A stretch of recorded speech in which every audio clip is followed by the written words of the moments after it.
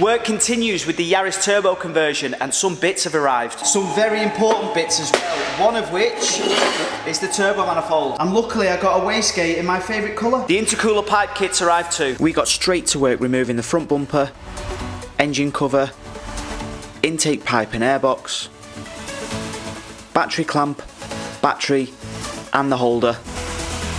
We dropped the oil and then set about removing the custom fabricated exhaust Leward already made, including the factory manifold. And today's video is brought to you by Squarespace.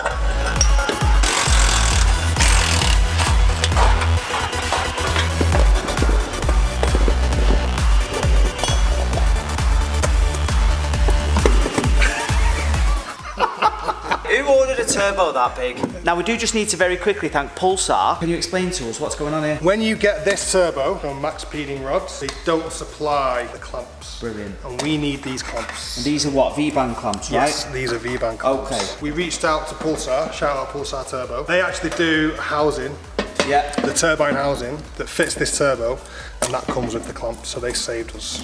They saved us having to faff about getting a completely different turbo. Pretty much. Mate. Although we still might have to, because this doesn't look like it'll fit. Because this is Evil GT and I'm a Muppet, I'm going to explain this to you how I would need somebody to explain this to me. And that is that that's a circle that needs to connect to that rectangle. And in order to make that happen, there's a lot of fabrication that's required. Although Lou can do all of this fabrication, we don't have the time, the money, or the patience. It's going to be a lot easier to get a smaller turbo that has a rectangle there. So in true Evil GT style, it is back to the drawing board. In order to fit the manifold that we've got a lot easier, I need a T25 flange and not a V-band. Luckily, a GT28 or a GTX28 comes in a T25 flange, and that's actually much better sized for this engine.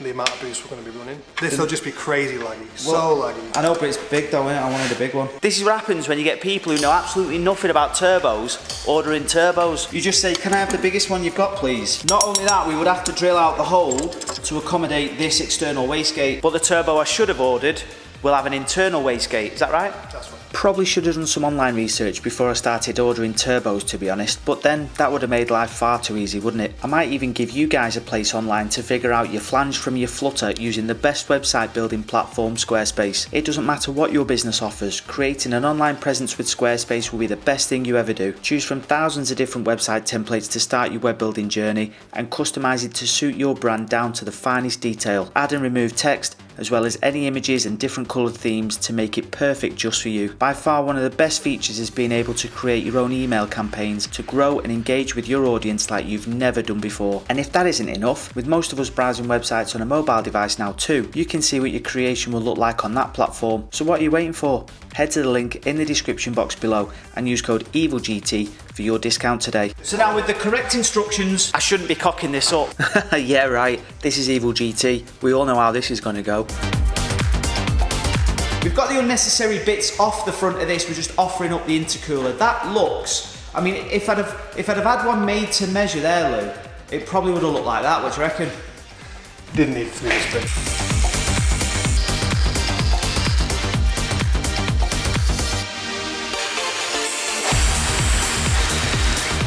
This is starting to come together now. We're using existing bolts and threads and holes to parts that we didn't need. This Yaris already looks better.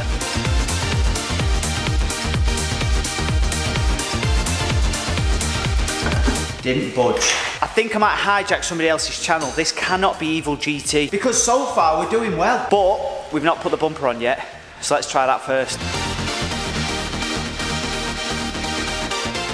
Now the Japanese think of absolutely everything. They knew that people were going to be turbo converting this because that bumper fits absolutely perfect with the intercooler behind it. It's clipped in place. It's banging. Right, that's it. Whoever's channel I've got, you can have it back. I'm not into this. Things are going way too well. The turbo has arrived, but because I'm an idiot, I've left it at home. But in the meantime, we can go from this side of the intercooler, underneath, down, round, and up into the throttle body. And for that, we don't need the turbo. We should be good to just crack on. To make the fabrication a bit easier, I wanted to try and use as much of the existing pipework off the Cupra as I could. But to be honest, that probably won't happen, and we'll end up needing to fabricate the lot anyway. So the idea is to come from the left-hand side of the intercooler, bring it round here, down across the front, keeping it higher than the sump so we know there's plenty of clearance. Up in this gap, straight into there, which then obviously runs into the throttle body.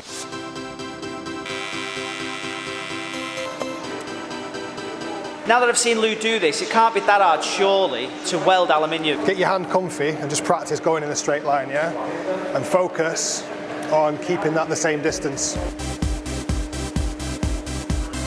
Is that about the right distance? Yeah. I'll just kick the arc for now just to make sure it starts. Whoa, you fecker.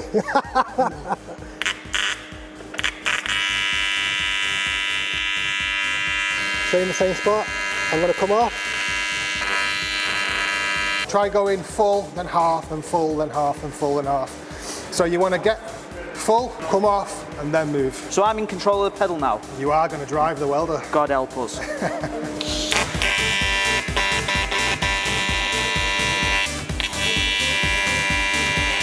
That's hard with the bleeding pedal, man. Not bad at all, mate. Do you know what? You didn't fuck that up at all. I was waiting for a fucking catastrophe then. Right. What we saying to that, eh? Get in. There is my very first attempt at aluminium welding. If you needed a bracket, make it. Wait for me to film so I can get you saying this on. Go on, start again. If you needed to make something, yeah, like a bracket, yeah, or stick a hose together like a boost pipe, yeah, that would pass. That would pass. Having that. Hats off to you welders out there. I think I used every brain cell I had in my head to do that tiny bit of alley welding there. So the plan is to come round this corner with the 2.5 inch because that's what we had already.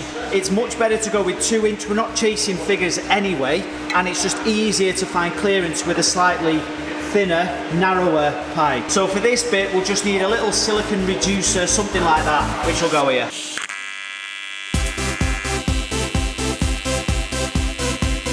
Now obviously because I'm a numpty and forgot the turbo, this is about as far as we can get. That's coming from the throttle body just there. And this is the other end of it coming from the left hand side of the intercooler. Now that my new turbo has arrived, it comes with a Go Faster sticker that is all 3D, so that'll definitely be going on the back of the Yaris. That is at least another 35 horsepower. This kit does come with some studs, but they're for this and not for the manifold. However, I do have some other studs in here, so I'm hoping that these will work. Now the manifold's in. We're going to test fit this new turbo. This one's also too big. Oh no, do you need a bit of Vaseline? We're going to lower the subframe, see if we can squeeze this turbo in.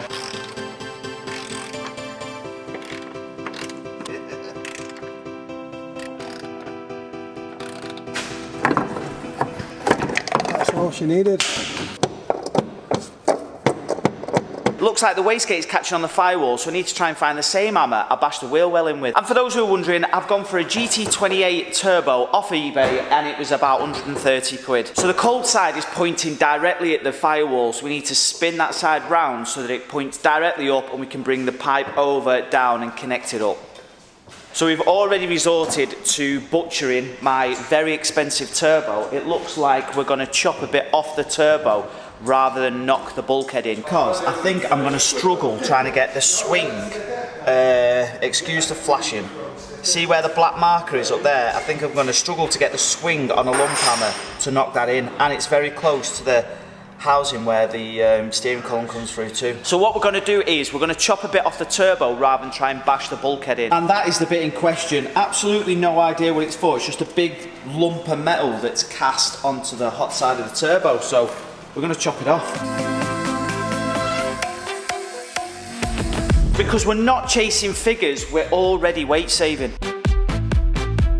Bit of a recap on this. This has not come without its problems. And for anyone else thinking of doing a similar job, whether it's a Yaris or any other NA car, turbo conversion, this might seem pretty simple to you guys, but I would strongly recommend, if you don't know already, to start from the turbo manifold and work your way back. See what manifolds are available and go from there. Because I was sent a turbo first, then looked at what manifolds were available. There was only one type, which was the T25 flange, and the turbo I got didn't fit. And not only that, the turbo was miles too big for the gap that we've got at the back of that engine too. So with the only turbo manifold available and a smaller turbo with the correct flange, we are motoring along now with the boost pipes.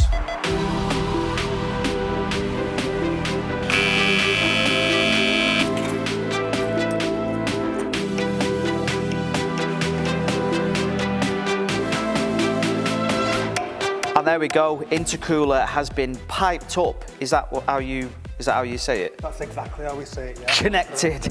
Everything is connected. Piped up. Can't tell you how excited about this I am, to be honest. It's starting to come together. There's plenty of space here, but next up we've got to work out where the air intake's going to go, where the battery's going to sit. In addition to finding out where we're going to route the intake and put the battery, I do also need to try and sort out a solution for the ECU. The thing that I'm most baffled about though is how we've managed to get that massive intercooler on and the bumper needed no manipulation whatsoever. It's going to be a bit of a sleeper. So there's still loads more to come with the Yaris. If you've enjoyed today's video, thank you very much for watching. Please do consider liking and subscribing if you haven't already, or subscribe first, then like, then hit the bell, tell all your mates, and I shall catch you on the next one.